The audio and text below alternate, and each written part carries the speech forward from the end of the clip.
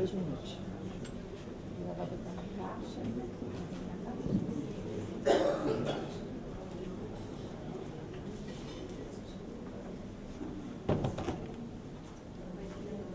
Podemos? Não, só um minutinho. Não. Por favor. 2 minutos.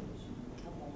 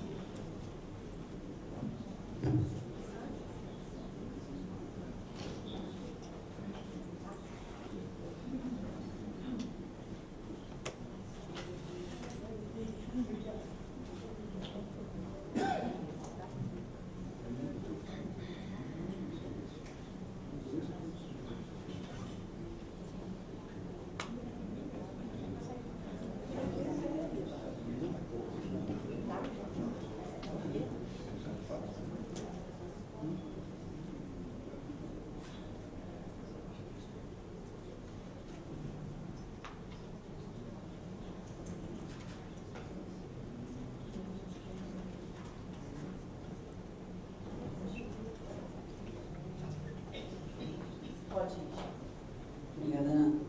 Bom dia. A gente vai começar a nossa sessão de mulheres em TICs. Mas antes da gente começar, eu gostaria de chamar o Levi, que quer compartilhar umas palavras com a gente. Bom dia. Fazer um painel todos os anos para nós, da equipe, é um desafio muito grande e que nos traz, no final do trabalho, um orgulho muito grande do trabalho feito. É o único espaço de tempo desses dias todos em que eu estou usando a palavra, que particularmente a mim me dá um orgulho especial deste tipo de trabalho, a que tem iniciado este tipo de trabalho no setor de telecom. Porque eu acho e aprendi muito, eu estava comentando com a Camila aqui, até do ano passado que nós começamos, e eu sei internamente como foi a minha batalha pessoal para convencer o grupo a ter este espaço e este painel, que eu espero que cresça muito. Particularmente, as pessoas olham aqui sentado um homem, que é o meu amigo Oscar, que tem uma história a contar extraordinária. E eu fiz questão também de, pessoalmente, incluir um homem aqui na abertura, para que ele pudesse fazer o seu depoimento, que tem um valor para mim extraordinário. Obrigado.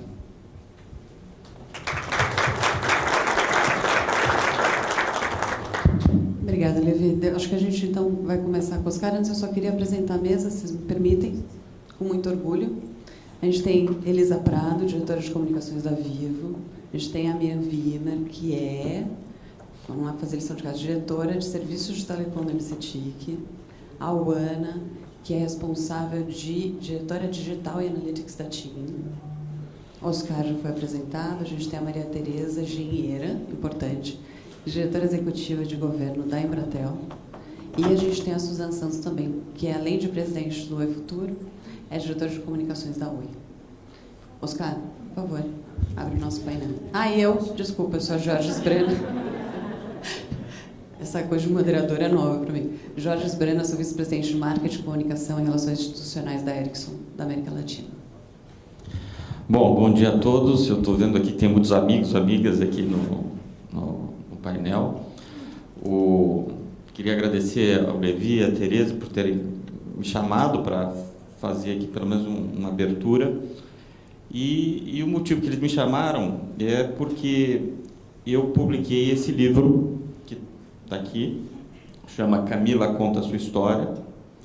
É a vida de uma senhora que nasceu em 1856 e morreu em 1932, na Dinamarca, em Copenhague. E por que eu fiz essa publicação da biografia dela, né? Isso foi um livro que ela publicou no ano mesmo que ela faleceu, e que eu tinha esse livro em dinamarquês que o meu avô deixou, uns pertences que ele deixou pessoais, ficou comigo o livro e um quadro a óleo dela. E acabou ficando comigo. Mas a gente não sabia muito bem qual era essa história, porque ela era avó do meu avô, minha tataravó. Isso, quando ele faleceu, eu tinha 14 anos. E ninguém falava dinamarquês na família, a não ser ele, né? E ele nunca traduziu o livro e pouco falou sobre a história dela, falava muito pouco. E um dia, depois, uns 3 anos atrás, eu resolvi, me animei e resolvi buscar uma tradutora e traduzir, muito mais para conhecer a história da minha família, né? E ver o que tinha, né? O que era. E mostrar para minha família. E na hora que eu li essa história traduzida, eu achei que era muito importante não só para minha família, mas também para publicar essa história. Então, o que tem assim de tão interessante nessa história? Ela foi, como eu mencionei, ela nasceu em 1856, no meio da Revolução Industrial.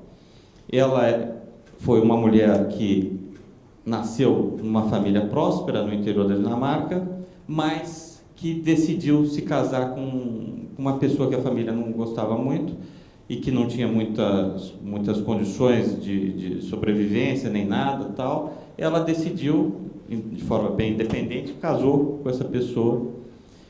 E aí tem toda uma história de amor que é paralela ao principal objetivo, né, que ela conta aqui.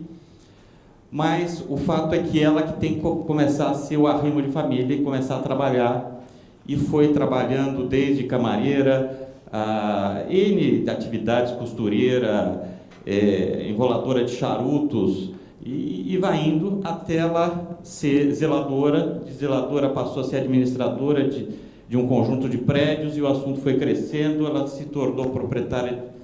Ficou rica, se tornou proprietária de uma quantidade enorme de prédios para a classe trabalhadora.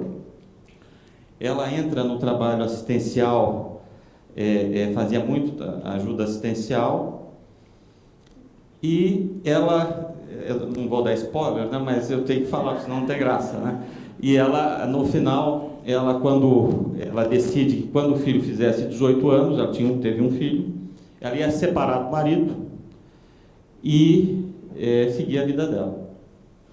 E aí ela se separa em 1898, imagina, 1898, e ela contando a história, não tem vitimização, não tem absolutamente uma coisa normal, né?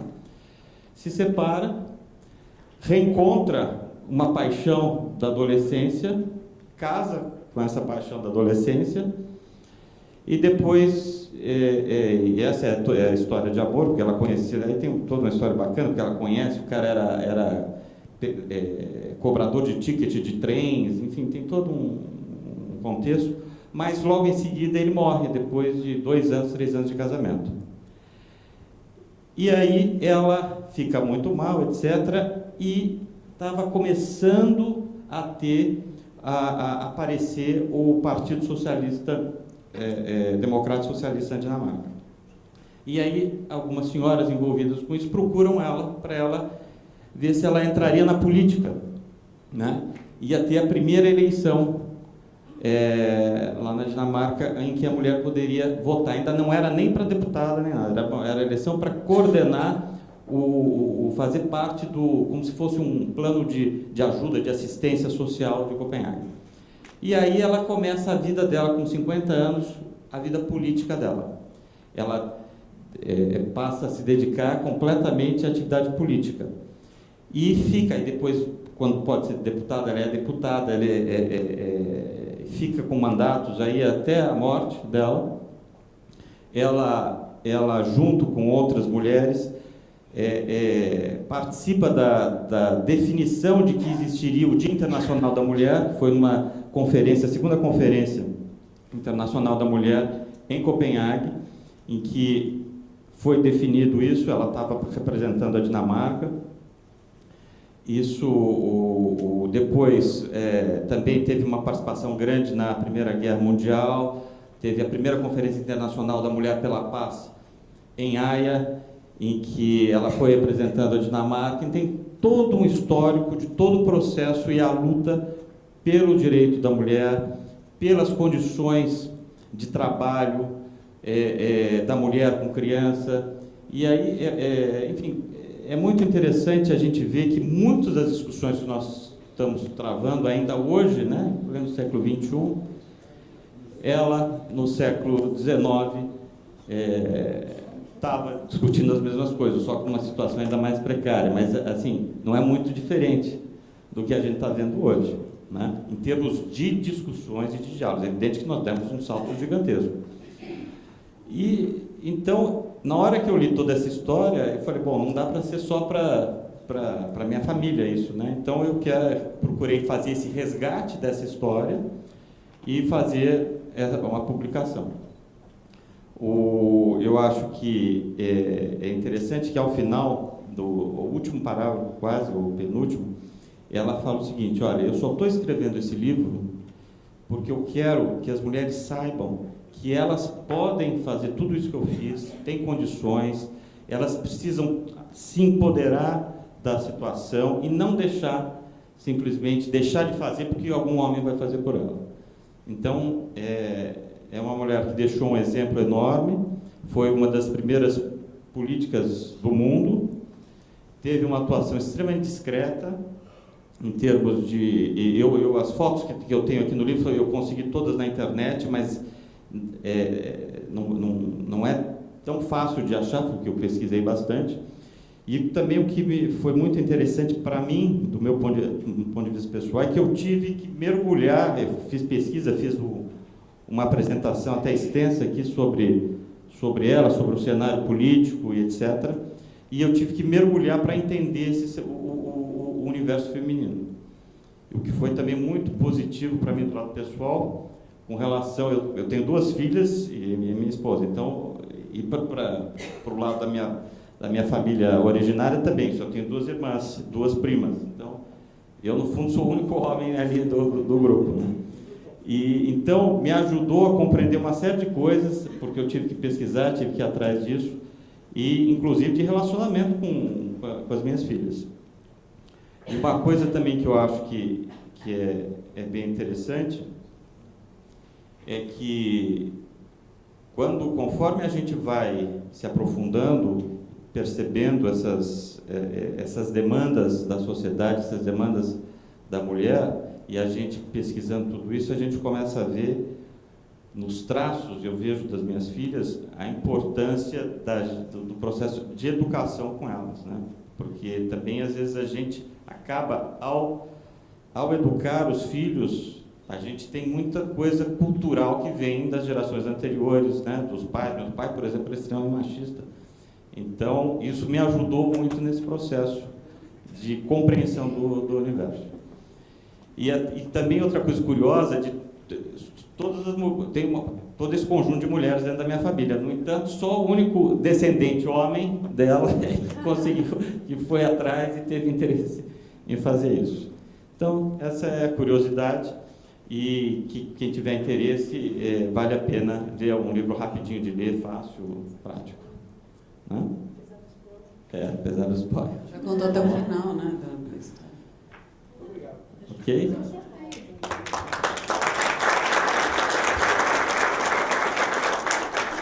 No final a gente vai sortear, então. O Oscar vai ter que sair porque ele vai participar de outro painel, certo, Samuca?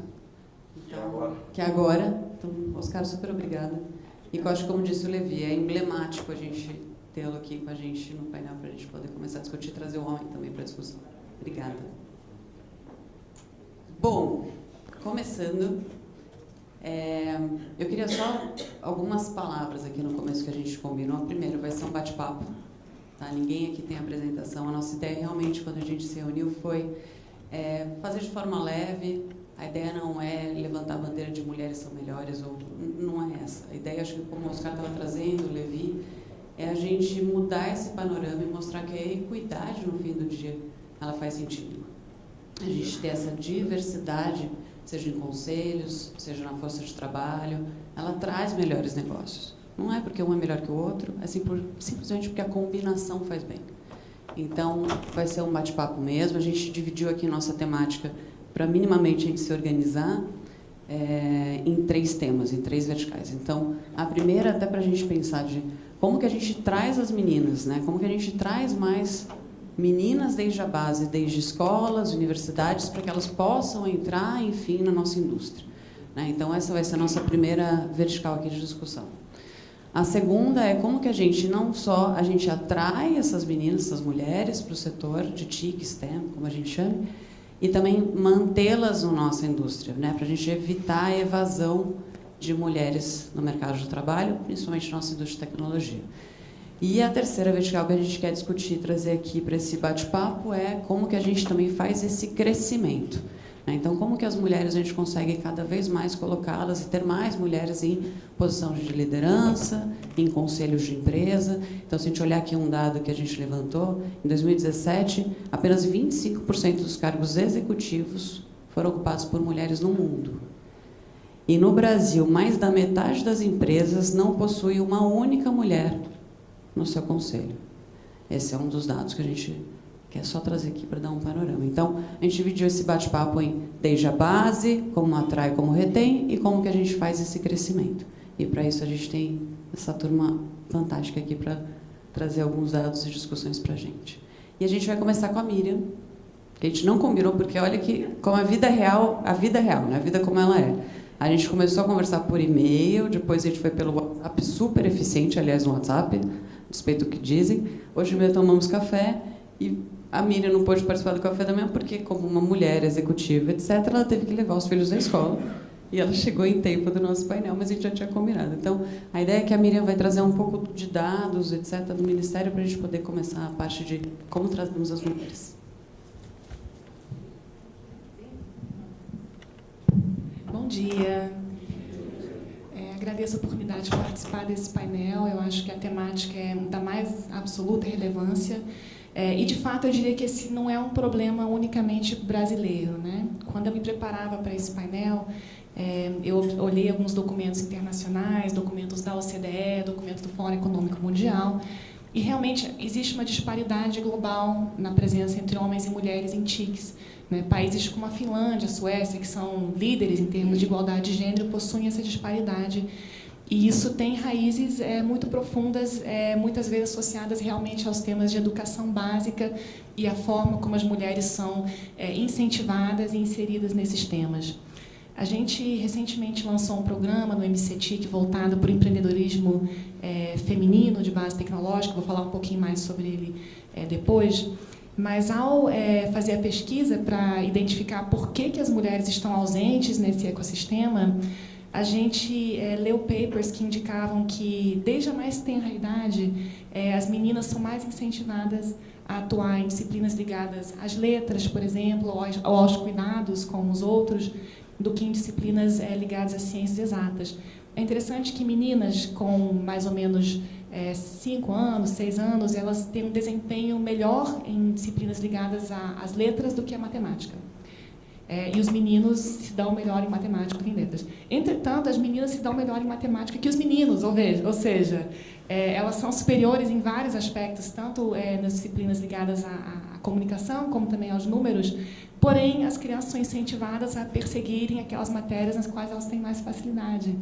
De modo que, desde muito cedo, né, existem incentivos para que as meninas, depois as mulheres, se voltem mais para áreas em que as ciências exatas não são tão estruturantes. Isso nos leva a um cenário que é muito negativo, digamos assim, quando a gente olha o agregado e quando a gente olha o cenário atual. E, puxando um pouquinho para a experiência de cada uma, né, quantas vezes nós não fomos a única mulher na sala? Eu diria que quase todo dia, né? Quase todo dia. Quantas vezes, como única mulher na sala, houve a presunção de que o nosso papel lá era de tomar notas ou de pedir o cafezinho, não é? Uma coisa recorrente no dia a dia. Isso não é culpa de nenhum homem em particular, mas tem a ver com a cultura na qual nós estamos inseridas. E isso reflete em números. Eu observei que o relatório do Fórum Econômico Mundial, publicado em dezembro do ano passado, ele aponta que o Brasil se encontra na posição 95, num ranking de 145 países, no que diz respeito à igualdade de gênero, 95 de 145, tá? E o baixo grau de equidade de gênero no Brasil é atribuível principalmente aos resultados negativos no indicador referente à participação econômica e oportunidade para mulheres. Veja que no setor público as coisas não são diferentes, né? O dado que você trouxe no início sobre a presença de mulheres em conselho de administração se repete também no âmbito do Serviço Público Federal. Eu entrei ontem naquele painel do servidor, que são dados abertos, né? Que é possível pesquisar o perfil dos servidores públicos, por sexo, por nível hierárquico dentro da organização. E o que a gente vê é que no serviço público, em geral, existe um certo equilíbrio entre homens e mulheres, o acesso se dá por concurso público, então pressupõe-se que haja esse equilíbrio mesmo, né? 42% de mulheres, 57 ponto alguma coisa de homens. Entretanto, quando a gente sobe na hierarquia, a gente olha para o DS6, por exemplo, que é um cargo de secretário de Estado, que responde ao ministro, temos apenas 15% de mulheres. Esse desequilíbrio vai se acentuando à medida que você sobe na hierarquia, né? No MCTIC, a gente segue a tendência com o agravante de que a gente tem 0% de mulheres em DS6 no momento, já houve momentos em que havia mais mulheres, enfim. De modo que esse é um cenário que é estrutural, né? É um cenário que remonta ao ambiente no qual a gente está inserido, remonta à cultura de trabalho, remonta ao papel que a mulher desempenha dentro da estrutura familiar, a divisão de tarefas domésticas, né? O exemplo de buscar filho na escola é muito típico, né? E esse tipo de estrutura e a forma como o mercado de trabalho está calibrado, na minha compreensão, faz com que o ambiente seja muito nocivo à ascensão de mulheres que também têm famílias. O mesmo não vale para os homens, né? Quantos homens deixaram de ser promovidos porque têm filhos? Ou porque poderiam ter filhos, né? Não é uma coisa que acontece com frequência. Então, eu diria que esse esforço que você mencionou, ele tem realmente que partir de uma mudança mais estrutural e no contexto da educação básica, do ensino médio, com reforço da disciplina STEM, Science, Technology, Engineering, Math, especialmente incentivando meninas e mulheres a ingressar nesse setor. Eu acho que esse é um aspecto que é crucial e que foi também identificado pelo MCTIC na Estratégia Brasileira para a Transformação Digital. Eu vou parar agora, porque eu acho que todas têm muito a dizer e eu complemento em seguida. Obrigada, Miriam. Eu queria trazer a Suzana, então, para o tema, para a gente contar algumas iniciativas. Bom, falando um pouquinho dessa abordagem da importância da gente atrair mais meninas, né? Quer dizer, começar na base mesmo. A UE ela tem algumas iniciativas do ponto de vista mais social mesmo, né? A gente investe em escolas e, no nosso caso, até escolas que são direcionadas para o desenvolvimento de programação, inovação. Na parte de cultura, a gente também investe muito uma lógica de apostar na cultura com tecnologia. O entendimento nosso, e eu vivi uma empresa, né, desde que eu cheguei na Oi, a gente começou, era uma empresa de engenheiros, né, se falava isso, o setor era conhecido como um setor de engenheiros, não de engenheiras, né? E a gente viu uma evolução muito grande ao longo do tempo. Desde o início, a gente sempre apostou em educação como pilar, né? O Oi Futuro foi criado a partir de um projeto que chamava Telemar Educação. No entendimento da companhia, esse é o único caminho para você poder realmente amplificar e atrair as meninas, né, para o universo de telecom. Mas eu acho que a gente tem aqui um cenário muito mais amplo, né? A gente tem as iniciativas das empresas, todas nós temos. Tem um desafio interno, né, de permitir, né, que ao entrar também, primeiro fazer com que elas entrem, fazer com que elas cheguem, fazer com que elas entrem, que elas sigam dentro da estrutura. Mas a gente tem um âmbito social também, né, das políticas públicas e tudo mais. Na nossa visão, quanto mais a gente investe no tema da representatividade, então dar visibilidade para o que a gente faz, também é importante para que isso se reflita no estímulo para as crianças. Então, a gente investe em escolas, faz oficinas, faz workshops para que outras crianças, que não sejam só das escolas, porque a gente atinge um grupo de escolas muito limitado, né? Então, é um complemento. Cada iniciativa das empresas vira apenas um complemento para uma lógica de política pública. Então, e a gente vê que realmente, quando mais você investe nessa visibilidade, mais essas jovens se estimulam e se inserem no universo tecnológico. É justamente por isso que a gente dividiu, né, nas três partes. Se a gente olhar, se não houver esse tipo de estímulo desde a base, a gente está falando aqui como mães, que a gente também, depois a Ana vai comentar, não vai acontecer da gente ter um filtro de seleção nas empresas para a gente poder ter mulheres como candidatas. Então, eu queria trazer Maria Tereza também para contar o que vocês estão fazendo, que também é bacana na base de escolas e cursos e afins. Bom, antes de mais nada, obrigada pelo convite, né? Fico muito satisfeita de poder participar pelo 2º ano. Eu acho que esse painel tem 2 notícias, uma boa e uma má notícia. A boa notícia é que ele se repetiu, ou seja, é a 2ª vez que a Telebrasil decide incluir esse tema na pauta. Eu acho que isso reflete um pouco da importância que o setor dá a esse tema. Então, eu acho que isso é muito positivo. Espero que nós perseveremos nesse sentido. A má notícia é que o painel se manteve na programação, o que significa que a gente também não está avançando, talvez pelo menos na velocidade que todas nós aqui, todos aqui gostariam. Então, acho que nós temos um longo caminho e eu acredito firmemente que o nosso papel aqui é assumir um compromisso de acabar com esse painel, partindo do pressuposto que quando ele acabe, nós teremos alcançado a equidade de gênero no nosso setor. Mas para falar um pouquinho sobre o tema que você colocou, né, de fato, nós precisamos estimular que mais meninas sigam a carreira ou estudem nas áreas de STEM, né, ciência, tecnologia, estatística e matemática. A Miriam pontuou muito bem os dados, né? Que as meninas têm a mesma capacidade, têm desempenho às vezes até superior, mas em algum momento a gente perde essas meninas. Né? Em algum momento elas decidem fazer outra coisa. E aí tem muito da formação, acho que a educação é um aspecto importante. E assim, eu tive a curiosidade, no ano passado eu citei os dados do Censo de Educação Superior no Brasil, de 2016, né? Eu tive cuidado de ler os dados do Censo de Educação Superior do Brasil de 2017 e os números não se alteraram. Né? Quer dizer, a mudança na segunda casa depois da vírgula, então assim, a situação continua a mesma. As mulheres são hoje maioria no ensino superior no Brasil, elas hoje representam mais de 56% dos alunos matriculados no país. No entanto, quando você separa a área de STEM, elas representam apenas 38%. E quando você separa mais ainda, e olha, engenharia, elas representam da ordem de 26%. Então, assim, esse é o desafio. Como é que a gente faz chegar as meninas, estimular para que elas entrem na carreira? E depois nós vamos passar para os outros desafios. Então, eu compartilhei uma experiência que nós temos. Nós também temos um instituto, nós fazemos vários institutos NET, Claro e Bratel. Desenvolvemos várias experiências na área de responsabilidade social, muito voltado para a educação, para a cidadania e cultura. E temos algumas experiências que eu acho interessantes. A primeira, nós fazemos um trabalho de formação de professores no uso de tecnologia em sala de aula para o ensino básico. Só para vocês terem noção, nós já trabalhamos em 1.800 escolas, em 50 cidades, em 20 estados, impactamos 64 mil alunos.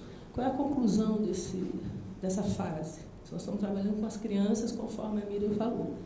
As meninas e os meninos têm a mesma paixão quando elas são motivadas para trabalhar com tecnologia, gostam, se dedicam. Então, assim, não é aí que está o problema. Quer dizer, aí a gente precisa empurrar, mas aí elas estão bem.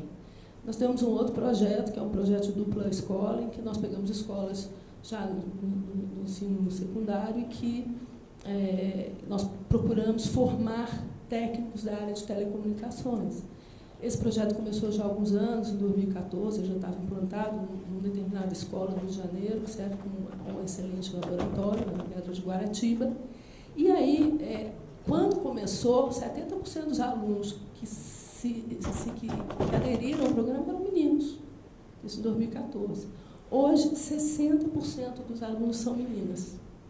Então, assim, para a gente é uma evidência de que você precisa, de fato, dar um empurrão, porque elas estão prontas. Muitas dessas, nós já formamos 160 técnicas, estão no mercado, trabalhando nas nossas empresas. Muitas são nossas colegas hoje, assim, casos de muito sucesso. Então, assim, a gente precisa empurrar. Então, essa eu acho que tem muitas iniciativas, as empresas têm iniciativas belíssimas. Eu entendo que, como uma proposta interessante, é compartilhar mais as nossas propostas e também um alinhamento, uma parceria com o poder público para que as políticas públicas observem esse aspecto e tentem estimular as meninas para que elas não desistam antes de tentar. Desculpa aí pelo tempo. Estamos tranquilos de tempo. Acho que fazendo essa sequência, a gente também discutiu, né, no café da manhã, acho que a Uana trouxe um tema como mãe, de menina, né, acho que na linha do que a Teresa falou, de a capacidade é a mesma, se a gente fizer o estímulo, né, e a gente teve aqui 2 exemplos da Suzana e da Teresa, de como a Oi e a Embratel estão fazendo, e estimulando escolas, estudos e afins, eu acho que a gente pode contar um caso pessoal, que vem do nosso papel, né? Como é que a gente também, que está aqui sentada, a gente pode estimular mais desde casa também, para que isso melhore. Bom dia, obrigada. Hoje, quando a gente estava conversando, a gente estava falando também sobre o Instituto TIM, né, que também incentiva a educação com o uso da tecnologia, e eu estava contando um pouco da minha experiência com uma parceria onde a escola onde a minha filha estuda, que é uma escola construtivista, tem uma parceria com o Google. O Google tem um programa que chama Google for Education. E aí, desde o Fundamental 1, que é onde as crianças começam a ler e escrever, né? Enfim, 6 anos de idade, eles entram com um programa estruturado que vai até o início do científico, né? Acompanhando o trabalho das crianças. Então, eles vão para a escola, eles têm um Chromebook, eles têm aula de tecnologia todos os dias. Então, eles aprendem a usar o Google Earth, aí vão ver onde é que está a casa dos avós, digitam alguma palavra em português e escutam aquele som em francês, inglês ou outra língua. Então, eles começam a ter um contato com a tecnologia desde pequenos, meninas, meninos, e aí a gente tira esse estigma, né, do que a Miriam estava falando. Então, o estímulo ele é trabalhado da base, de fato. Né, hoje, na minha empresa, né, hoje na TIM, quando eu sento numa reunião dentro do CTO, a gente não tem uma desigualdade, a gente tem um equilíbrio, né, tem mulheres ali dentro da sala, mas talvez isso não seja um reflexo do que acontece na maioria das empresas. Né? O Léo está ali, ele pode falar, tem várias discussões, enfim, e isso faz parte ser saudável. Assim, a igualdade de gênero, ela traz negócios, ela traz talentos, ela traz novas oportunidades, um pensamento diferenciado. E trabalhar isso desde a base com as meninas é muito interessante. Então, assim, de uma criança de 6 anos que chega todo dia em casa, né, que você fala, como é que foi a aula? Eles sempre respondem, legal, legal. E aí chega um dia e fala, foi muito legal, foi o dia da tecnologia. Então, assim, você vê que realmente a gente tem que estimular. Se a gente quer transformar a sociedade, né, e aí talvez através de políticas públicas que incentivem as empresas privadas, né, a trabalhar com as escolas, a ter algum incentivo fiscal para trabalhar em cima disso, a gente possa alavancar e acelerar esse processo. Aí, hein, Léo, te colocou numa situação, isso é comprovado.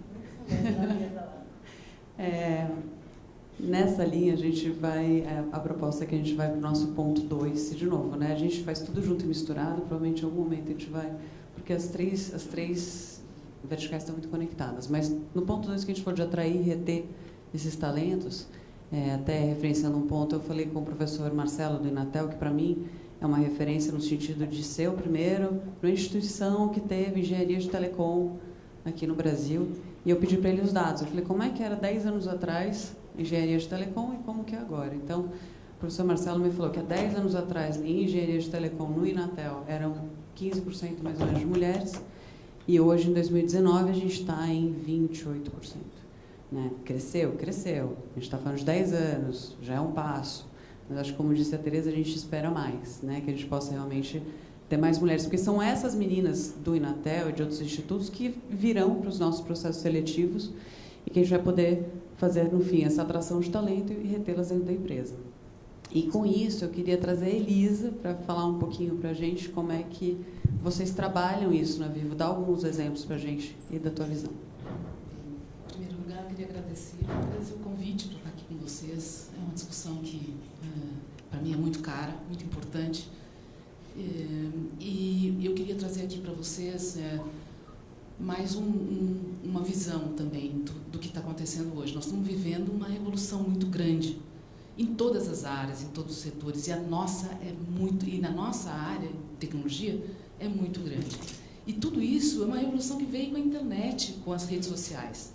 Então, eu estou hoje positiva com relação ao que vai acontecer daqui para frente.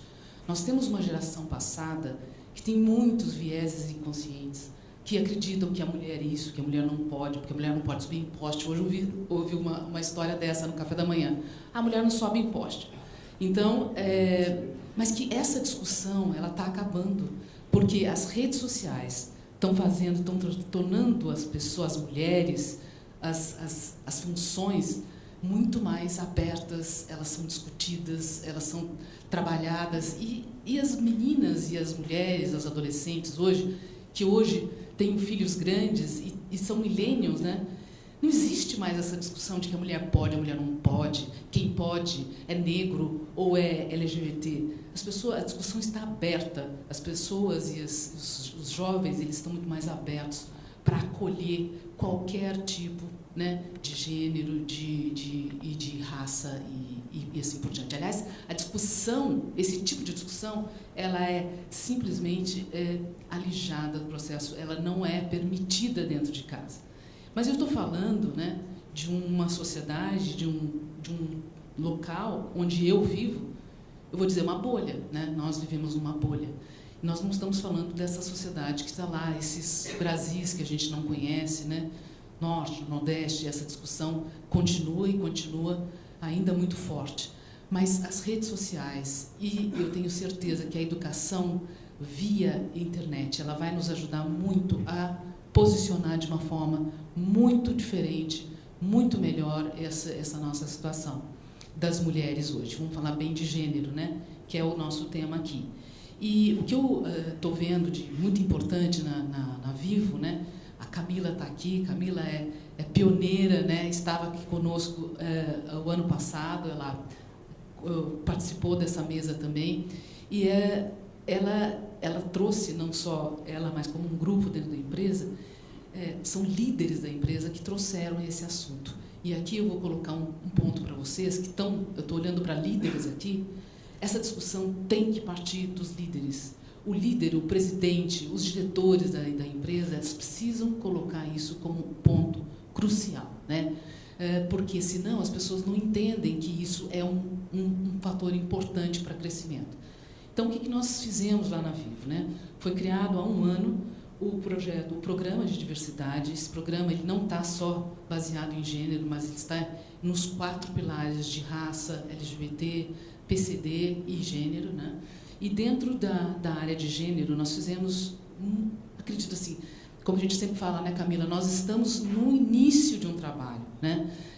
Por nada nesse mundo conseguimos já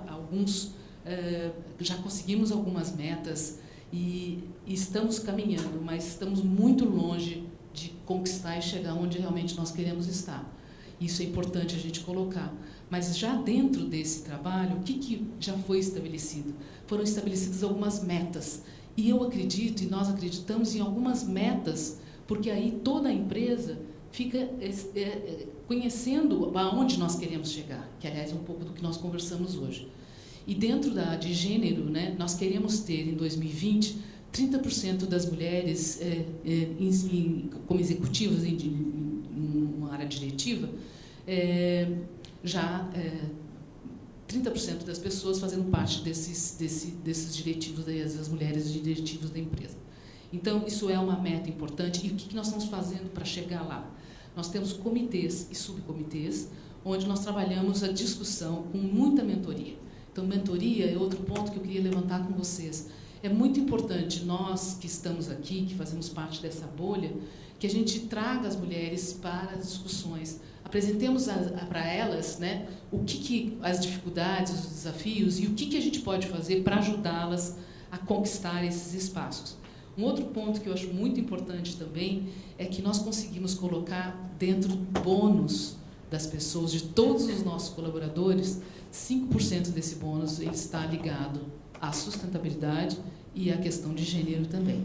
Então, eu brinco que eu acredito muito em metas, acredito muito em políticas públicas, acredito muito em algumas cotas, muitas vezes assim, ter mulheres em cargos e ter mulheres em conselhos, eu acho que funciona isso.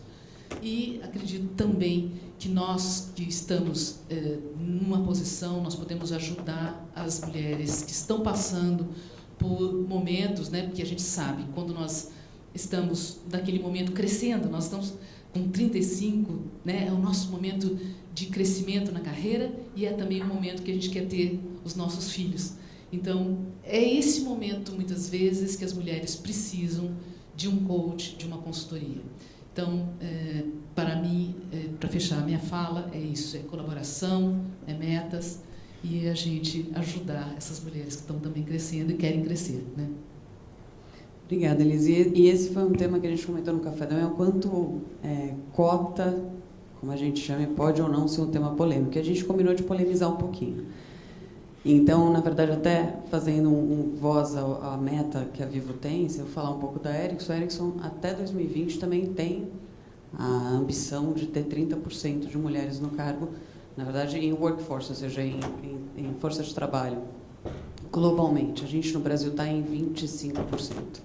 E eu confesso que, pessoalmente, a primeira vez que eu ouvi esse número, há 5 anos atrás, quando você falou, a gente quer em 2020 ter 30%. Eu, como mulher, eu falei, mas precisa ter meta? Não deveria ser óbvio, né, da gente tentar ter mais equidade? Então, aquilo me incomodou à época. Hoje, depois de alguns anos em liderança, eu começo a ver o quão importante é você colocar um número e persegui-lo de várias formas. E como que a gente também, que a gente aqui falou, nessa mesa a gente tem nosso papel extremamente relevante de puxá-las para mantê-las e a gente ter realmente assim, mais equilíbrio. Mas por que eu estou falando isso? Porque a gente também conversou que tem outras formas, além da gente ter a meta, da gente fazer nosso próprio esforço como líder dentro da empresa de puxar esse número para cima. Então, queria trazer a Tereza de novo para contar um pouco ela como líder, o que ela está fazendo. Obrigada. Que eu adorei, né? Vou fazer igual. Bom, obrigada. Eu estava pensando ainda na fase anterior, pensando assim, poxa, até que me sai mais ou menos bem, né? Eu tenho 4 filhos, né?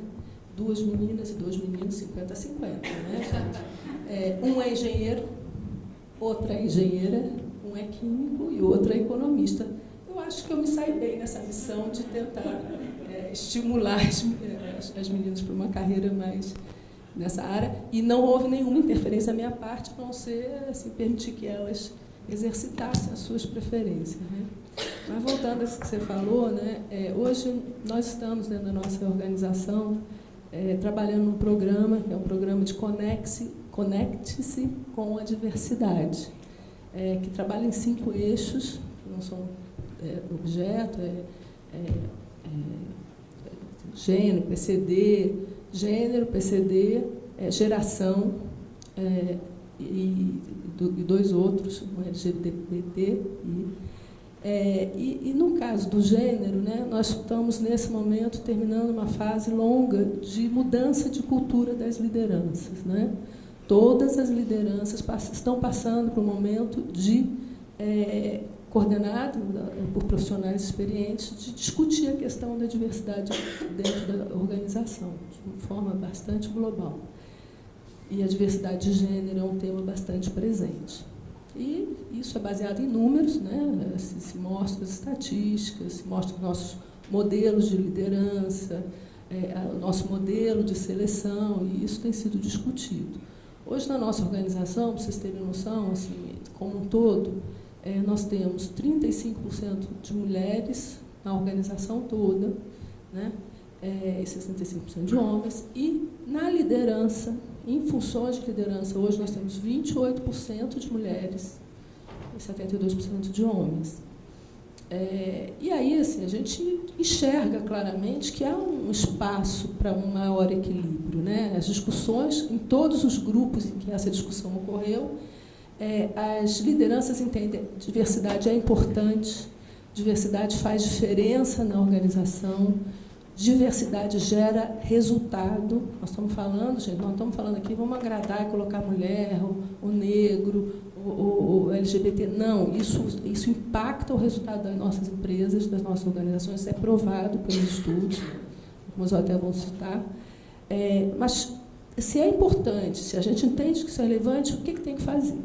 Então, há uma discussão, né, desse negócio, a gente vamos estabelecer uma regra de como é que a gente vai se comportar agora nos processos de seleção, quer dizer, na entrada das pessoas nos nossos cargos. Bom, eu sou um pouco avessa a isso, eu sou meio libertária, eu não gosto que alguém me imponha uma coisa, eu gosto de fazer as coisas porque eu acredito nas coisas. Então, eu chamei os líderes que resolvi fazer, vou fazer um experimento na nossa área.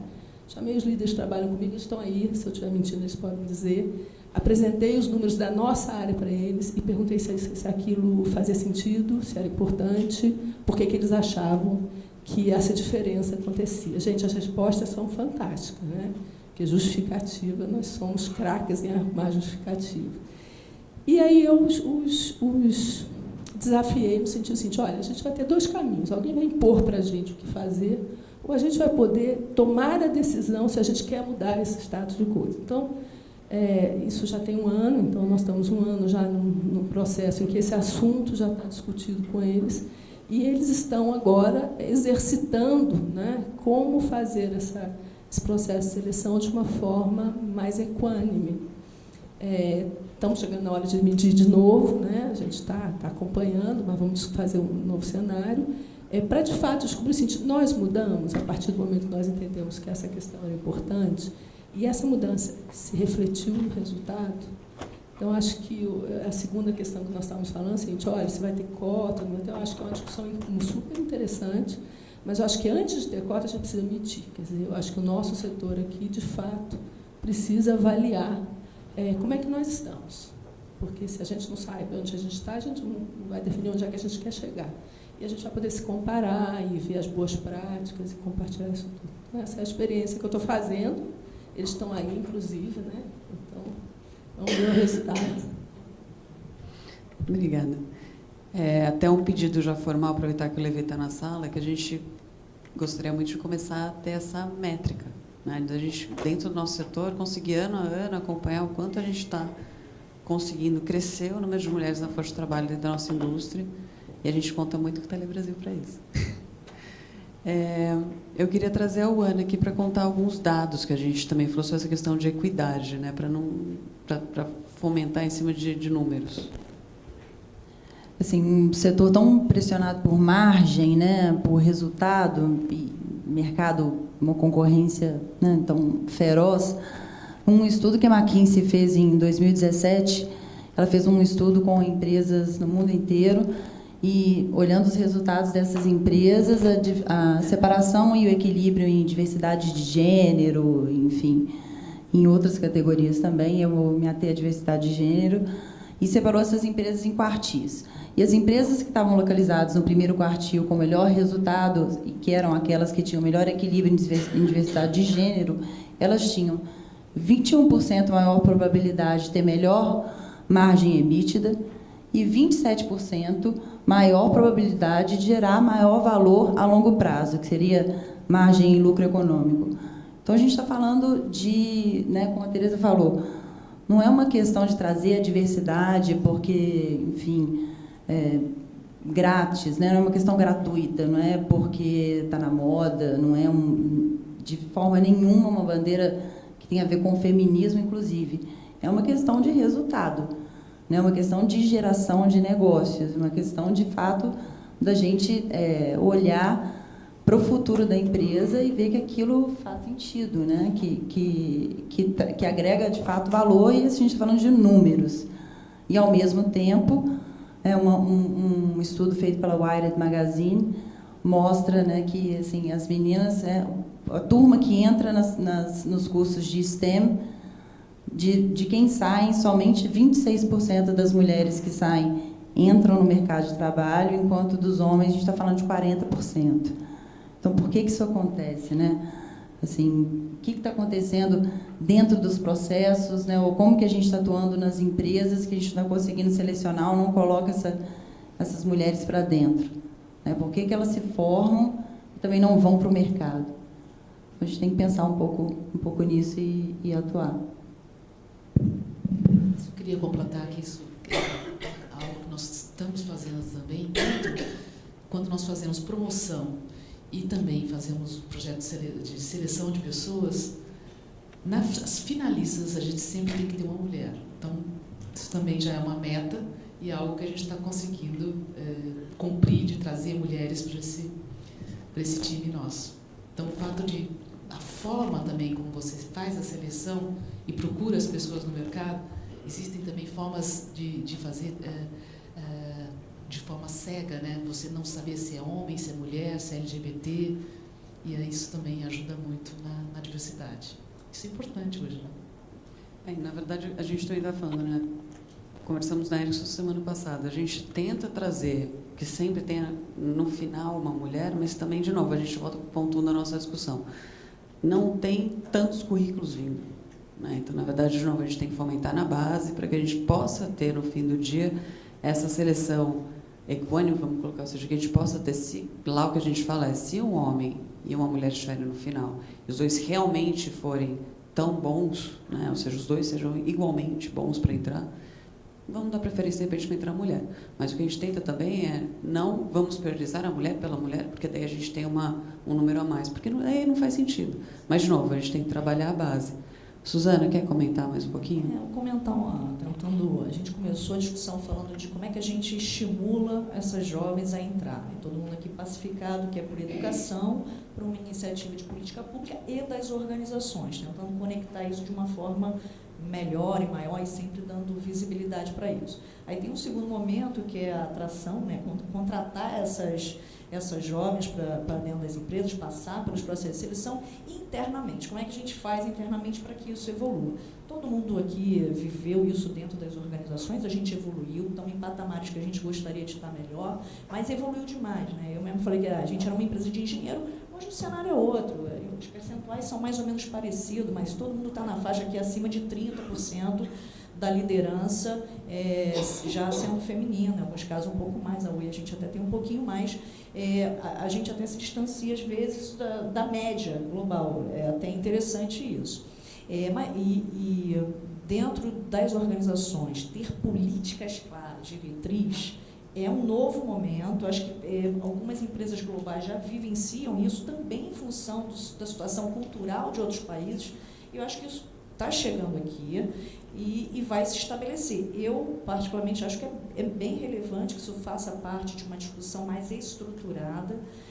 Dentro da nossa da UE, a gente tem diversas iniciativas, inclusive até de apoio à mulher, né, no sentido de licença maternidade, licença paternidade, creche, facilidade de horário de trabalho, home office. A gente já tem algumas iniciativas. Hoje a gente está fazendo um mapeamento interno, vamos começar uma pesquisa também para uma lógica de cultura.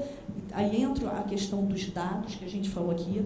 Quanto mais informação e dados que a gente tiver sobre setor, sobre empresa, fica mais fácil a gente até direcionar os esforços. Mas a gente tinha falado um pouquinho no café, que era também um ponto que eu queria concentrar aqui, que é o papel dessa liderança que já existe dentro das organizações, né, tanto das mulheres como dos homens, né, e a gente botar isso na voz dos homens. Eu estou muito orgulhosa que meu presidente esteja aqui, porque é um tema que realmente é da alta direção, o presidente tem que liderar essa discussão, e a gente dentro da organização também tem a microgestão, né? Então, como é que dentro da sala, de uma reunião, uma piadinha indevida, a gente se posiciona, né, se coloca, combate, dentro dos comitês de ética, lá na OE, a gente, né, que trata de atitudes, né, nos casos, a gente dentro do nosso comitê tem até uma maioria feminina lá na OE, a gente também combate, né, algumas condutas indevidas, e como é que a gente provoca cada vez mais essa discussão, exigindo ou discutindo sobre temas que vão ajudar essa diversidade. Não só para a mulher, mas para todas as vertentes que a gente falou aqui. Então, acho que a gente tem um papel assim, de liderança. Eu, no café, falei um pouquinho também da minha situação pessoal. Quem trabalha comigo, me conhece, eu não gosto muito de aparecer e tal, e eu tenho cada vez sido mais cobrada para dar visibilidade para a minha posição, da minha equipe, né, e do meu chefe também, né, e isso eu acho importante. Então, a gente vai aprendendo. Eu também não valorizava nem isso, né? E eu aprendi que eu tenho uma responsabilidade de dar visibilidade para a minha posição, porque isso estimula estimula também, dentro da organização, iniciativas, né? Então, acho que a gente está aprendendo muito, a gente passa por um processo, a gente viu uma história aqui de 1800 e tanto, e a gente ainda continua ainda evoluindo. Então, eu acho que a gente tem um papel muito importante, eu tenho aprendido muito com o dia a dia que a gente tem vivenciado, como a gente deve atuar e provocar as organizações a darem mais um passo do que a gente está agora. E para mim, esse passo principal tem que estar não só na voz das mulheres, mas na voz de todas as lideranças da organização. Eu acho muito bacana quando você fala da questão realmente de mentoria, né? E de você acabar sendo um exemplo dentro da companhia para outras mulheres. Eu vejo as jovens, porque a gente não está falando de gênero só, se a gente pensar a geração, quem foi que comentou, acho que foi a Elisa. Ou seja, já não tem essa questão de ser homem e mulher. A geração, os millennials que estão entrando nas nossas empresas, eles não têm isso.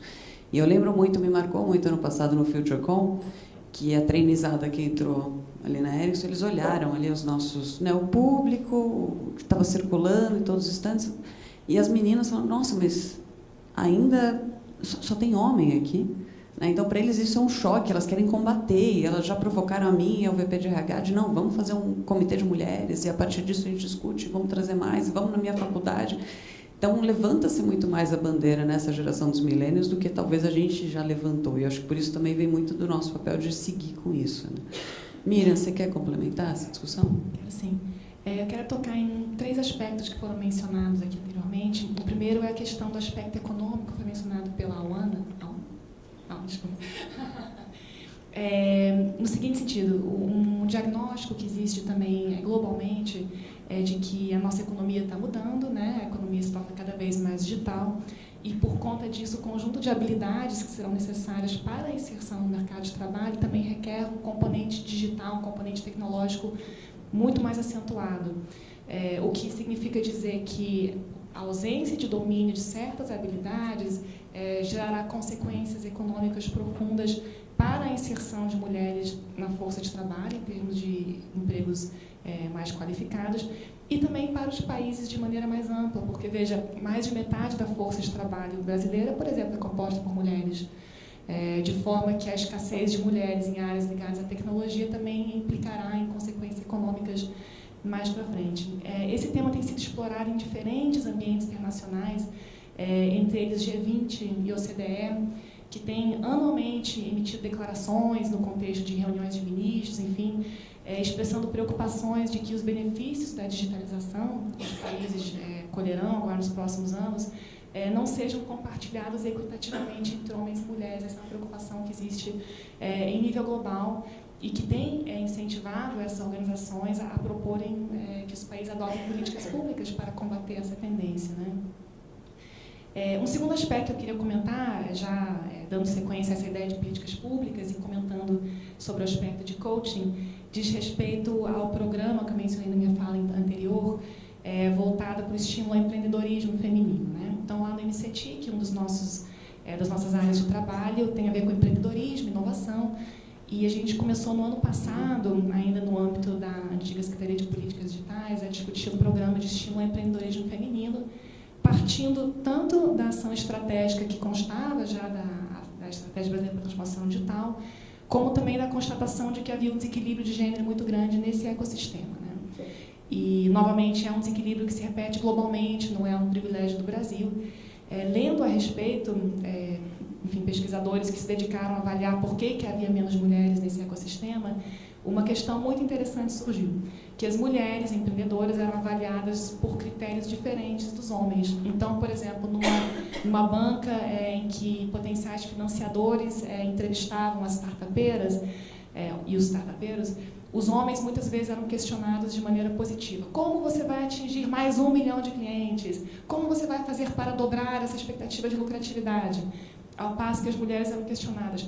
Como você vai evitar que a sua empresa vá à falência no primeiro ano?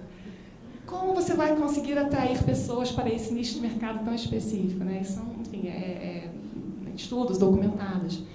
Isso nos levou também à percepção, lá no MCTIC, que o tipo de coaching e de preparação para mulheres empreendedoras tem que ser diferente, porque o mundo trata diferente homens e mulheres empreendedoras. E o programa que foi desenvolvido, foi lançado agora em 8 de março deste ano, ele busca justamente estabelecer mecanismos de mentoria e de coaching que deem às mulheres empreendedoras esse bagagem, esse repertório de argumentos e de formas de se posicionar, para que elas possam, de maneira bem sucedida, também pleitear financiamento, que é crucial para que uma startup possa ganhar escala, né? Eu acho que isso é um exemplo muito interessante. O projeto foi desenvolvido em parceria com a FINEP, a Softex e a Prefeitura de São Paulo, Prefeitura Municipal de São Paulo. E está em andamento nesse momento, espero que os resultados sejam promissores. O último ponto que eu queria comentar diz respeito à polêmica sobre cotas e metas. E, enfim, sem dar uma resposta conclusiva, eu queria salientar o seguinte: me parece muito importante que haja maior visibilidade do trabalho feminino e que a gente tenha mulheres em posições de liderança nas quais nós possamos nos inspirar. Isso é muito importante.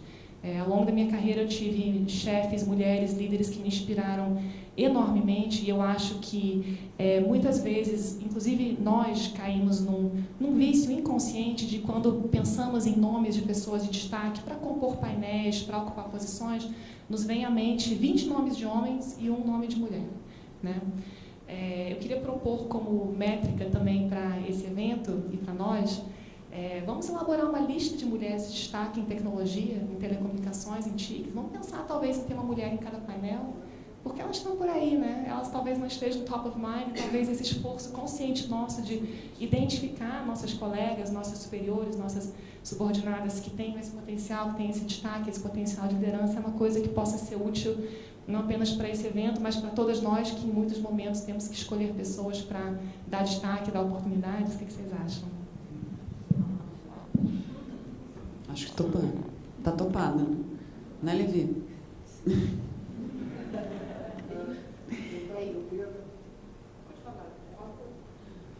Nem sempre é fácil, porque depois de aproveitar essas relações lançadas pelo passado, eu tentei trazer ela para cá. Já fiz a minha meia-culpa aqui, Levia.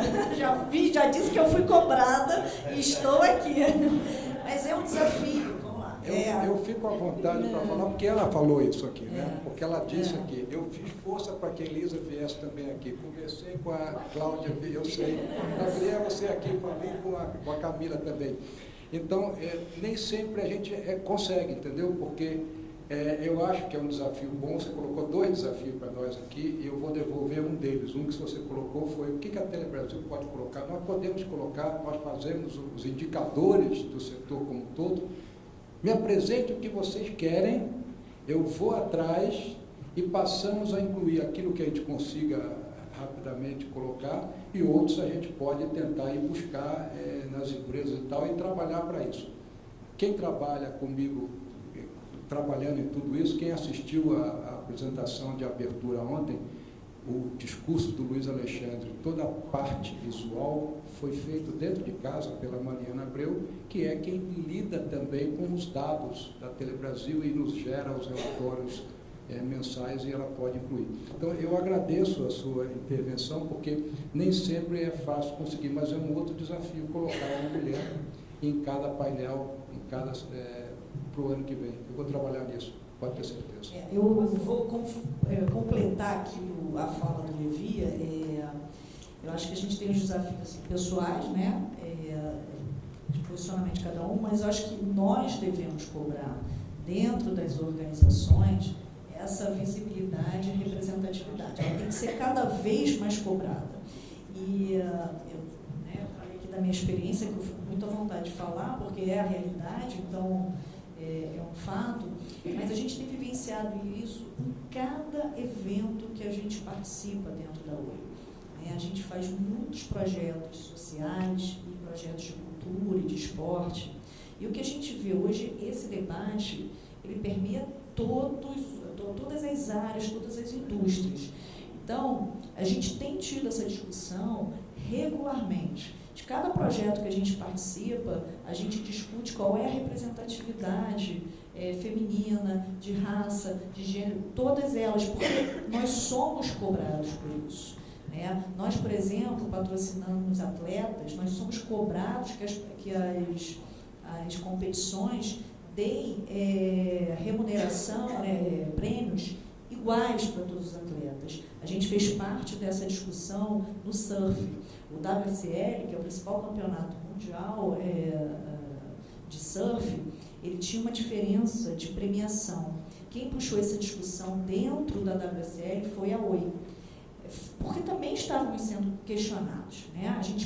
Então, esse questionamento que deve ser feito internamente por nós, pelas nossas equipes, e a gente também dá voz, né, para a sociedade, é muito importante, né? Então, a gente estabelecer esse diálogo é fundamental. Então, e isso hoje eu acho que está na pauta. Casa de Ferreira e Pedro de Pau já foi a última que apareceu. Eu tenho feito isso até mais internamente, porque a representatividade não é nem só externa, não, é interna dentro da organização. Eu sou responsável também pela parte de comunicação interna. A gente se preocupa muito hoje em dar visibilidade interna para diversas iniciativas, para as lideranças, né, não só do que a gente faz dentro da organização, mas também dos nossos projetos. Então, esse é um tema que eu acho que a gente fala muito de atrair, mas essa lógica da representatividade, para mim, é fundamental. A gente aprende muito isso com as iniciativas sociais. Como é que muda a história das pessoas, o exemplo e a representatividade. Jorge, essa é a Mariana que eu falei, que vai passar a incluir os dados. Pois é. Não, adoro, porque a gente já põe ação, já tem resposta. Deixa eu falar uma coisa, assim, a gente já... aqui para apresentar. Então, o desafio que elas colocaram é que a gente, nos indicadores que a gente faça, pudesse incluir indicadores de gênero. Escolher quais são. O que você acha aí, Bela? Concordo, né? E aí, deixa eu te falar, assim, Jorge, assim, a gente comentou já algumas propostas bacanas aqui, né? A proposta de ter os indicadores, que eu acho que é fundamental, a gente sabe onde a gente está, a gente não se compara com o nosso próprio setor, eu acho que fica difícil avançar. Falando de políticas públicas, ou seja, pontuar a sugestão da Miriam bacana de ter uma lista de mulheres e fomentar a participação de mulheres. Aliás, hoje no nosso cafezinho lá foi mostrada a fotografia da mesa de abertura do painel, né, gente? Vamos combinar. E por isso, a gente fazer esse exercício, acho que também devemos... tem outras iniciativas que a gente vai discutir aqui, mas eu queria ouvir também se eles estão achando que essas sugestões são boas, né, A Camila ali que... Só queria falar uma... Diga quem você é. Calma! Eu sou a Jerusa Marques, eu sou a assessora de comunicação da Telebrasil. E como vocês veem, nós temos uma representatividade feminina grande lá na Telebrasil, no Cine Telebrasil, no meio de alguns engenheiros, que tradicionalmente são homens, né? E eu queria dizer que nós vamos ter uma enquete nos nossos canais, nas redes sociais, que é o Telecomunicações do Brasil, perguntando quais são os temas que os participantes do painel querem ter reproduzidos ou continuados no próximo ano. Então, sugiro vocês a entrarem lá e reforçarem e votarem essa discussão sobre a participação das mulheres em telecomunicações. Muito bem-vindos. Só queria reforçar que nós não queremos participar unicamente desse painel, que é muito relevante, queremos estar em todos. É essa a ideia, a participação da mulher em todos os outros painéis, não só nesse. Tá? Muito bem-vindos, um abraço. Eu pedi a palavra porque me chamou muita atenção o que a Miriam falou. Algumas pessoas me perguntaram por que eu não estou nesse painel e por que eu estou sentada aqui só assistindo, sendo que o ano passado eu estava aí e eu geralmente sou uma das mulheres que está na sala com muitos homens, né? E exatamente por isso. Esse foi o motivo. Geralmente sou eu e eu acho que somos mais do que uma, né? Somos várias, assim. Aqui eu posso ver várias que poderiam nos representar muitíssimo bem nos painéis e nos painéis principais, não nessas salas. Exatamente, o desafio é esse. Não que a gente esteja só nesses painéis pequenos, temáticos, mas que a gente esteja lá em cima, né? E o ano passado, e daí por isso eu falei, Elisa, vai você, né? perguntei para a Thalita, que trabalha comigo, mas ela está de férias, então lembrei da Elisa. A Elisa prontamente se ofereceu para vir contar o que está acontecendo na Telefônica, porque a gente tem que multiplicar as vozes, né? Não podemos só as mesmas sempre, porque nós somos mais. E a gente tem que promover as outras, né? E aí eu lembro de uma iniciativa, né, Elisa, que no ano passado, final do ano passado, né? Quando houve o debate sobre a escolha dos ministérios, dos ministros, o setor de energia elétrica fez uma lista. E eu falei, gente, nós temos que fazer a nossa lista. Nós somos muitas e precisamos mostrar tudo isso, né, que a gente é capaz e quantas nós somos e quão competentes nós somos. E aí liguei para a Elisa, falei, Elisa, vamos organizar essa lista e fazer essa divulgação também. Acabamos não levando em frente, até por algumas resistências ouvimos que a lista não foi bem recebida. A gente foi conversar com muita gente e ouvimos que aquela lista do setor elétrico não tinha sido bem recebida e achamos que naquele momento era melhor a gente não ir em frente com isso, mas infelizmente a gente deveria ter ido em frente com a lista, mesmo que não divulgasse, né? Mesmo que a gente não entregasse, a gente muitas vezes hesita em algumas iniciativas muito boas que a gente não deveria hesitar. E, então, eu acho excelente sua ideia, acho que a gente tem que fazer mesmo essa lista e tem que, muitas vezes, o cargo das pessoas que estão lá em cima, as pessoas que vêm aqui, muitas vezes, querem ouvir os CEOs, querem ouvir os representantes máximos, mas outras pessoas que não estão nesses cargos também têm muito a falar. Também tem muito a contribuir. Então, eu acho que a gente tem que realmente batalhar para estar lá naqueles painéis principais, porque a nossa voz também tem que ser divulgada, ouvida. Eu já disse que o desafio foi aceito. A gente já... Eu acho que só pela questão do tempo, e até para abrir, que eu vi que o Etevaldo também queria a palavra, só para a gente, para a nossa última parte, e aí, Etevaldo, a gente passa para você fazer o comentário, que é justamente conectando tudo isso. Né? A gente está falando de liderança também, né? Então, que era a nossa terceira vertical ali. E se a gente olhar aqui na mesa, na verdade, a gente tem engenheiras, administradoras, com certeza outras profissões, a gente tem pessoas, a Tereza, por exemplo, está no comercial, se a gente for falar sempre comercial, a gente pensa normalmente que é um cargo, que é um homem que vai estar lá, porque, poxa, é difícil e tal, é vendas, a negociação. Não, a gente tem a Maria Tereza aqui representando, a gente tem parte de comunicação, a gente tem marketing, a gente tem a Ana aqui representando tecnologia, que é justamente o cerne da discussão. Então, a gente agora quer trazer aqui para pontos de liderança. Como é que a gente consegue, ou seja, são tão poucas, né, que a gente realmente consegue subir na cadeia até estar numa posição, seja a presidência, seja uma executiva, um C-level que possa influenciar, só um número, por exemplo, né? E aí talvez você comentou da Oi, o Ricota também é super forte de, poxa, vamos ter um mix. Então, por exemplo, nossa liderança Ericsson América Latina, somos 40% do grupo mulheres e 60 homens, que já é um baita diferencial versus o resto da companhia, que ainda está em 25% de força de trabalho. E não são só nas posições óbvias, mas marketing é óbvio, talvez o RH não, o RH agora é um homem, o jurídico é uma mulher, operações era uma mulher, a gente tem financeiro mulher, então assim, não, a gente também tem que sair do bias de mulheres são nas posições óbvias, não. A gente tem aqui uma representante de tecnologia que não é talvez uma posição tão óbvia se a gente for pensar, não, é uma liderança feminina. Então, eu quero passar para você também para comentar um pouco do estudo da Califórnia que a gente falou sobre liderança. Em outubro do ano passado foi criada uma lei na Califórnia que eles chamam No Only Male Boards, que significa que todas as empresas que têm headquarters, né, que são sediadas na Califórnia, até o fim desse ano, são obrigadas a ter uma mulher no conselho.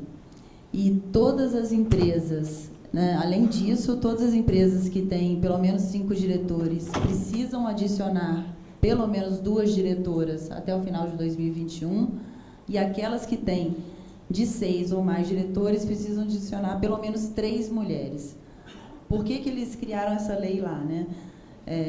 De novo, eles criaram essa lei porque mais da metade da população da Califórnia é feminina, porque 70% da população, da decisão de compra, está na mão de mulheres, e eles olharam e falaram, não tem sentido a gente estar discutindo estratégia, futuro, lucratividade, novos negócios, e estar num board onde a gente só tem homens.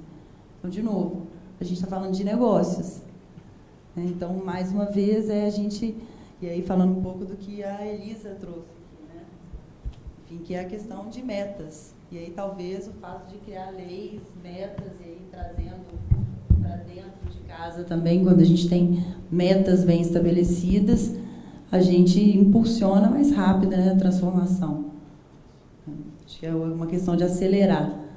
A gente não tem muito tempo para isso, né? Acho que as novas gerações estão vindo. A gente tem uma evolução tecnológica muito rápida, né? O 5G chegando, oportunidades de negócio vão ser maravilhosas, mas para a gente manter os talentos aqui e conseguir tratar todo esse potencial, talvez a gente tenha que criar algumas metas e acelerar esse processo.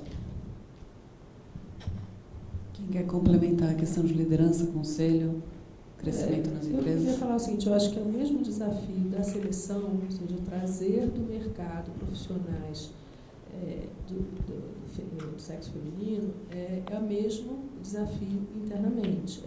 Nos processos, porque também internamente eu não pego qualquer pessoa e põe na liderança, também tem um processo seletivo. Então, também usar os mesmos critérios que foram mencionados aqui, que nós também estamos usando, em todos os processos de seleção, tem que ter participação de mulheres, sejam para trazer pessoas para as carreiras iniciais, sejam para evolução de carreira. E acho que, nesse contexto, a questão de mentoria, apoio é muito importante. As mulheres que estão entrando nas nossas empresas são enormes, né? São estruturas pesadas, né? Já tradicionais, e muitas vezes as mulheres têm dificuldade de permanecer quando têm filhos, por questões econômicas, né? Porque hoje em dia colocar filho em creche às vezes sai mais caro, maior do que o salário da mulher, então essas questões acabam influenciando a manutenção.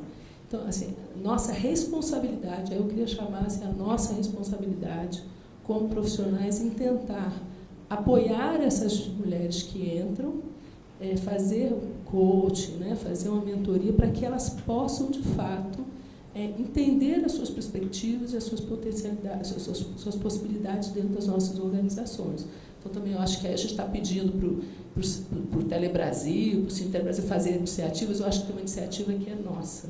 E eu acho que nós podemos fazer, talvez até criando um grupo para que a gente possa reforçar isso de tempos em tempos, não deixar essa necessidade de dar coach, da nossa participação efetiva morrer. Então, acho que isso também é um ponto importante.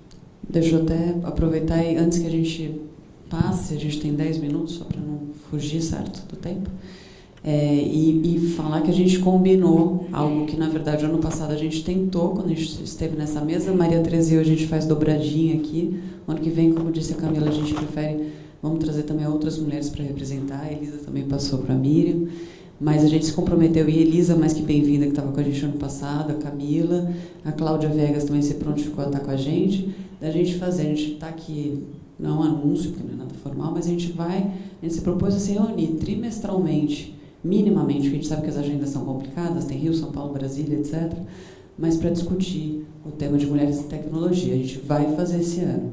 E, sim, tem o apoio do Telebrasil, mas, assim, a gente vai fazer por nós mesmos. E a ideia é que a gente, a cada encontro, a gente traga mais uma para poder formar um grupo.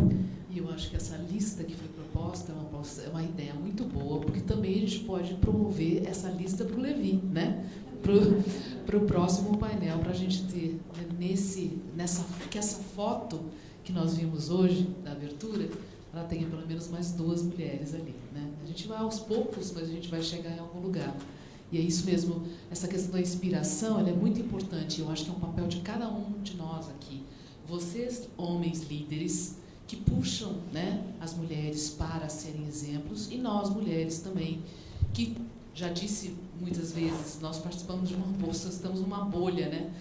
Mas também a gente seja exemplo para as pessoas que estão iniciando e que estão batalhando para conseguir um espaço, um lugar, né? Então, Vamos trabalhar todos juntos e a gente consegue chegar a um lugar. Mestre Etevaldo, vamos abrir para perguntas? Antes de tudo,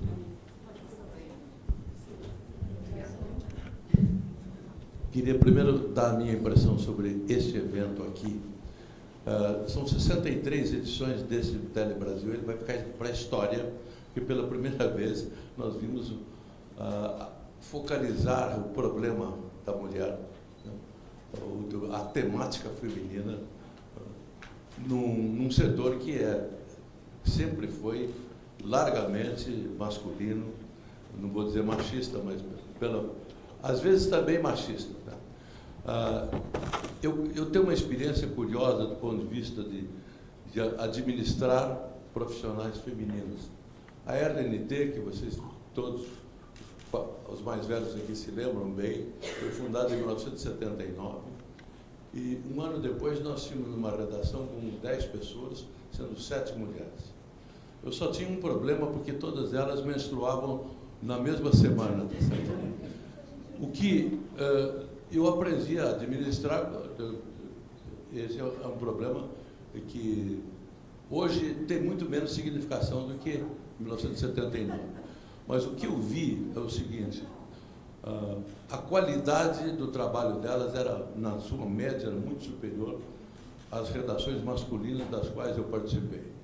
Porque no mesmo ano de 79 eu consegui levar para a RNT Lia Ribeiro Dias, Adélia Borges, né, Leda Beck, tá certo? Quebrando também um paradigma de masculinidade dentro da redação do Estadão. O Estadão era muito tradicional e conservador, eu não preciso lembrar isso de vocês. Mas o doutor Júlio Mesquita disse: você vai fazer experiência, mas você vai quebrar a cara, tá certo? E eu não quebrei a cara, e hoje o Estadão tem mais jornalistas mulheres na redação do que hoje. Então, eu vejo também uma coisa, se vocês, num curso de antropologia, eu tive uma das professoras mais extraordinárias, mostrou que lá na antiguidade nós vivíamos um matriarcado. E foi fundamental o matriarcado para a sobrevivência da humanidade. Porque a mulher cuidava realmente das crianças em casa, protegia a família, deu uma unidade, e foi ela que descobriu a agricultura. Quer dizer, no estudo de antropologia, sabe-se que quando a mulher colocou a primeira semente de uma planta útil e percebeu que ela podia cultivar, isso deu uma autonomia muito grande, porque ainda até então, nessa fase antiga, a humanidade vivia da coleta de coisas da natureza e da caça e da pesca. A agricultura nasceu com a mulher, né? Depois, a mulher, ao longo do tempo, perdeu a sua liderança e nós tivemos a fase de patriarcado. E que vem até hoje. O Brasil é um dos países mais fortes. Eu venho de uma família tradicional, que a gente chamava de 400, paulistas de 400 anos, que depois eu contestei que eram 400 anos de atraso, tá certo? Porque não era só da história, tá? Porque eles eram conservadores demais. Então, o que eu vejo é que isso é muito importante. Eu tenho um depoimento, uma experiência pessoal, né? Não para ser melhor do que os outros, mas eu senti isso porque na minha família, esse problema, participo de uma família que eram 10 filhos, e a gente tinha muito essa competição. E a competição eram 3 mulheres contra 7 homens, e as 3 quebraram todos os paradigmas da nossa experiência. Então eu acho isso aqui, o Levi pode colocar na história a edição 63, eu acho que foi uma das melhores. Esse, na minha visão, eu que tenho participado praticamente dos 63 eventos, esse foi o melhor. Não sei quem estava aqui no Hotel das Paineiras em 74, alguém esteve aqui? Então vocês 3 veteranos aqui, né? Então, nós vivemos isso. Eu acho que isso Isso só valoriza, desculpe um pouquinho eu dar esse depoimento mais longo, mas eu acho que ele é pertinente, né? A Telebrasil, eu vejo de fora, nunca participei dirigindo, seria muito honroso, mas não tive essa oportunidade. Eu tenho uma visão externa da Telebrasil e vi o que era a Telebrasil antes de 74 e nesses anos todos, o que os painéis significaram, né? E agora eu vejo mais um paradigma que foi quebrado aqui. Parabéns a vocês todas. Obrigado. Obrigada, Tevaldo.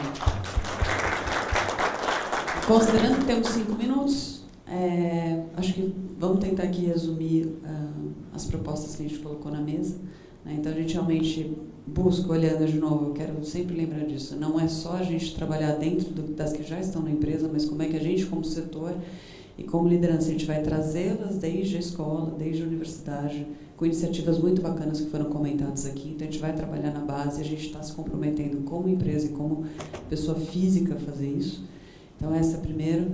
O segundo ponto, e vamos medir, né? Daí vai para o segundo, como é que a gente atrai e retém essas mulheres dentro da empresa, e a partir desse momento, nessa parceria com o Telebrasil, a gente vai falar como a gente gostaria de medir, a gente vai se reunir para isso, WhatsApp, fumaça, e-mail, não importa, mas passar ano a ano a medir realmente como é que está crescendo essa força de trabalho feminina no Brasil, em STEM. Consumidores, usuários de telecom, ou seja, cada vez vai mudar mais, né, com essa transformação. Então, esse é um primeiro compromisso que a gente está fazendo aqui em conjunto. Segundo, que a gente também se comprometeu a ter um pipe de talento, vamos colocar assim, né, um pipe de mulheres que a gente possa usar mais. Em eventos como esse, o Telebrasil é um exemplo, mas a gente certamente tem outras mulheres que a gente pode trazer para a mesa.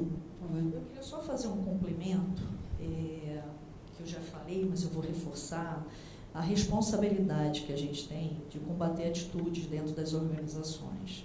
Quer dizer, além da gente fazer, né, seguir aqui as propostas que a gente está seguindo, cada um aqui como liderança, e não só as mulheres, mas os homens também, eu cobro isso muito da minha equipe, né, como é que a gente pode combater diariamente o viés, a piada desagradável, o comentário, a vírgula, eu tenho várias mulheres na equipe, mas eu administro isso, a piadinha que vem se a mulher é um pouco mais áspera, é administrado como é um chilique, é uma histeria, o homem é uma agressividade. Só que essas piadinhas, no momento que a gente começa também combater isso, na rotina, isso vai mudando a dinâmica dentro da organização. E isso também gera um exemplo, porque a gente também, às vezes, vai para casa um pouco incomodada, né, por ter ouvido uma piada, todo mundo ficou um pouco incomodado aqui, né, nesse momento, né, eu agradeço muito o seu depoimento, Etevaldo, mas a brincadeira da menstruação constrangeu todas as mulheres. E assim, não falar sobre isso é muito ruim. Porque a gente vivencia isso dentro das organizações. Quantas piadas ouvimos e não rebatemos. E é importante que quanto mais transparência e clareza a gente dê para isso, é importante. E a gente também se combater, porque às vezes a gente também faz algum comentário, por uma questão de geração até, né? A geração nova que a Elisa falou ainda não está aqui nessa sala, né? Essas pessoas chegam de uma outra forma, né? Vou falar a minha idade aqui, eu tenho 49 anos, né? Vou fazer 49 agora. Eu sou de outra geração, né? Com certeza, a geração que chega com 20, 30 anos pensa e age de outra forma, né? Como quem tem 70 anos pensa e age de outra forma. Isso é normal, a gente vive uma transição, mas a gente tem que cada vez mais se cobrar, né? E se questionar. E questionar nossos pares, né? Nossas equipes, e permitir também que elas nos questionem. Eu falo isso com muita transparência, porque quem me conhece sabe que eu questiono, meu chefe está aqui, né? Eu fico bem à vontade, quando eu tenho muita liberdade de questionar internamente dentro da organização hoje, né? E eu acho que a gente tem que seguir esse caminho, como também dou liberdade para toda a equipe questionar. Temos que fazer isso, é a nossa obrigação, acho até, para que se a gente quer realmente sair do lugar. Eu acho importante a gente fazer, como eu tinha falado, a microgestão, o dia a dia, a rotina, a gente provocar essas mudanças. E acho que eu vou usar isso então para fechar com o terceiro ponto, que ele se comprometeu, acho até por essa força e por essa vontade de fazer toda essa diferença, de liderar essa mudança, a gente vai se encontrar regularmente, a gente vai trazer mais essa discussão à pauta, a gente deixa isso, vai trazer outros convites, né? Então a gente vai formar esse grupo de mulheres em TIC para a gente poder ter mais o ano que vem ainda. Acho que eu fecho agradecendo todo mundo. Foi um bate-papo super bacana. Agradeço a todo mundo que participou. É bom ver o mix, é bom ver os depoimentos, é bom ver os comentários. E vamos ver que o ano que vem tem mais, né? Obrigada, gente.